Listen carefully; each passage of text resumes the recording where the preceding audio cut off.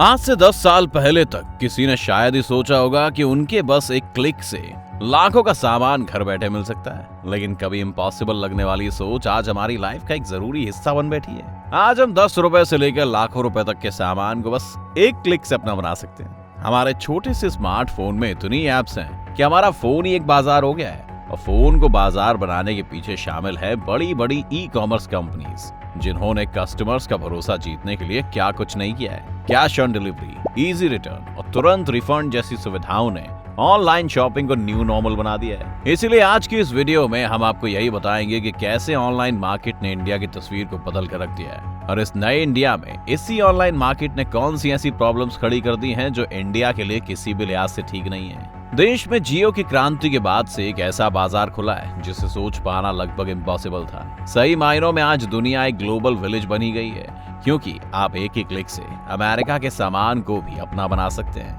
अभी तक दिल्ली और मुंबई जैसी मेट्रो सिटीज में ऑनलाइन शॉपिंग कोई बड़ी बात नहीं मानी जाती थी, लेकिन कोरोना के टाइम पर लगे लॉकडाउन ने लोगों की खरीदारी की आदतों और पैटर्न को बदल कर रख दिया है। बाजारों में भीड़ से बचने और सोशल डिस्टेंसिंग के लिए लोग अब ऑनलाइन सामान खरीदना ज्यादा पसंद करने लगे हैं। इसे अब आप ऐसे समझिए कि बैन एंड फ्लिपकार्ट ने हाउ इंडिया शॉप्स ऑनलाइन 2021 नाम की एक रिपोर्ट में बताया कि 2021 के शुरू के 2 महीने में नेशन वाइड लॉकडाउन होने के बावजूद ई रिटेल मार्केट में 25% की बढ़त हुई, और सेम टाइम में इंडिया का $810 बिलियन का रिटेल मार्केट 5% से कम हो गया।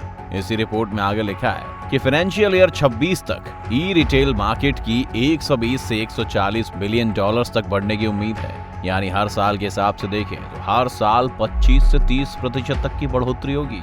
बड़ी बात यह है कि ई कॉमर्स ने हमारे छोटे व्यापारी और किराना स्टोर्स के मालिकों को भी कई नए मौके दिए हैं, और इसलिए अब छोटे व्यापारी भी अपने ग्राहकों को डिजिटल पेमेंट और होम डिलीवरी की सुविधाएं देने लगे हैं। ई कॉमर्स ने बड़े इंडियन कॉर्पोरेट ब्रांड्स के साथ साथ छोटे और लोकल ब्रांड्स को भी ई कॉमर्स से जोड़ दिया है, जिससे अब इनका सामान छोटे इलाकों से निकलकर भारत के कोने कोने तक पहुंचने लगा है। कुछ अरसों पहले ही अमेज़न ने छोटे व्यापारियों को डिजिटली एम्पावर बनाने के मकसद से $1 अरब के इन्वेस्टमेंट की घोषणा की थी।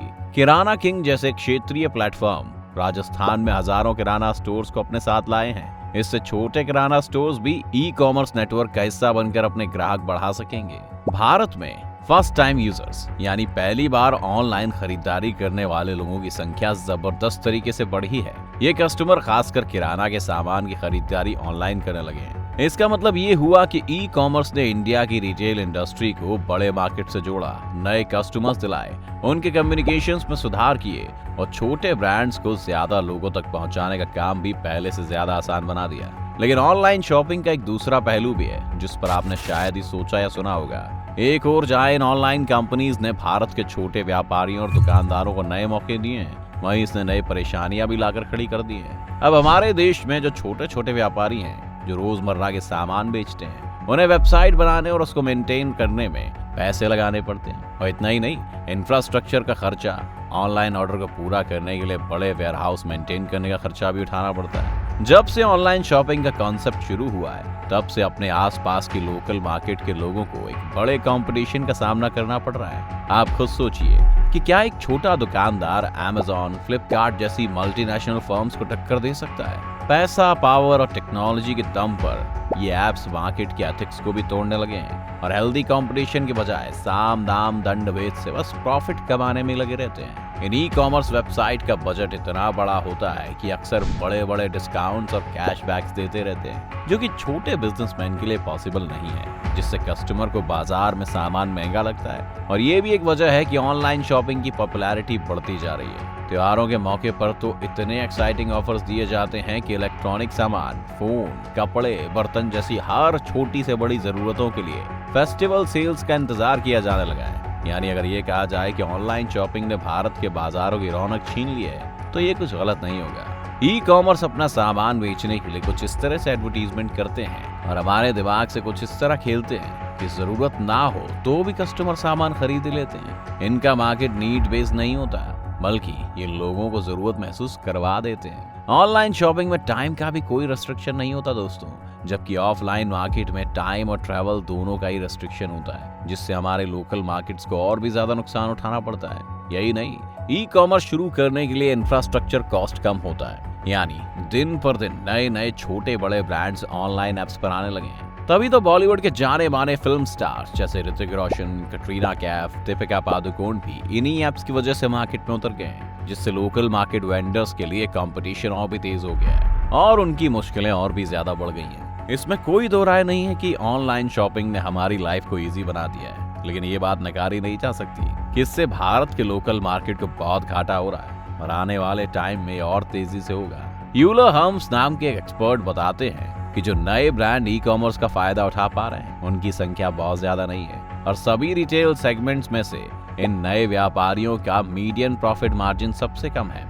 2018 में ई कॉमर्स में जितनी भी नई कंपनीज लिस्टेड हुई थी उनमें से सिर्फ 3 कंपनीज का कैश फ्लो पॉजिटिव रहा। यानी ई कॉमर्स लोकल रिटेल्स को फायदे तो दे रहा है, लेकिन उसके लिए बहुत सारे रिटेल को भारी कीमत चुकानी पड़ रही है। एक बार मिनिस्टर पीयूष गोयल ने खुद इस बात को कहा था कि ई कॉमर्स मार्केट आज इतना खतरनाक शायद ना लगे और शायद सब लोगों को इस बात का भरोसा ना हो, लेकिन इन बड़ी कंपनीज का सीधा असर 100 मिलियन लोगों पर होगा जो स्मॉल लोकल रिटेल से जुड़े हैं। इसीलिए उन्होंने Amazon और Flipkart को निशाना बनाते हुए कहा था कि जब ये कंपनियां मिलियंस जॉब और सपोर्ट देने की बात करते हैं तो शायद इस बात को भूल जाते हैं कि उन्हीं की वजह से 1 मिलियन जॉब मिलती तो है, लेकिन 10 मिलियन जॉब चली भी जाती है। अगर ऑनलाइन शॉपिंग इसी रफ्तार से बढ़ती गई तो आने वाले टाइम पर बाकी देशों की तरह भारत में भी ऑनलाइन शॉपिंग की वजह से रिटेल स्पेस की मांग कम हो जाएगी। यानी कंस्ट्रक्शन सेक्टर में भी नौकरियां नहीं बचेंगी, क्योंकि इसमें कोई दो राय नहीं है कि आजकल शॉपिंग मॉल,